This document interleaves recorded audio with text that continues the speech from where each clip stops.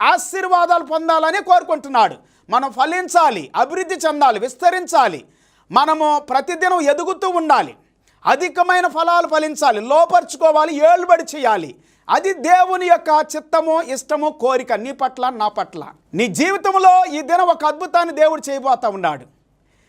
ఏలుబడి చేసేవానిగా, లోపరుచుకునే వ్యక్తిగా, స్త్రీగా, పురుషుడిగా దేవుడిని ఎన్నుకున్నాడని గుర్తుపెట్టుకో.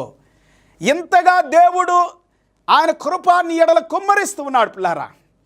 ఈ భూమి ఆకాశాలని, సూర్య చంద్ర నక్షత్రాలని, సముద్రాన్ని, దాంట్లో ఉన్న సమస్తాన్ని, భూమిలో ఉన్న సమస్తాన్ని అన్నిటిని కూడా మనందరి కోసము సృష్టించాడని గుర్తుపెట్టుకోవాలి, జ్ఞాపకం చేసుకోవాలి. బైబిల్ గ్రంథంలో నుండి కొన్ని వాక్యాలు మనం చదువుకుందాం. ఆదికాండం 1వ అధ్యాయం 1వ వచనం, జెనసిస్ చాప్టర్ 1 verse 1.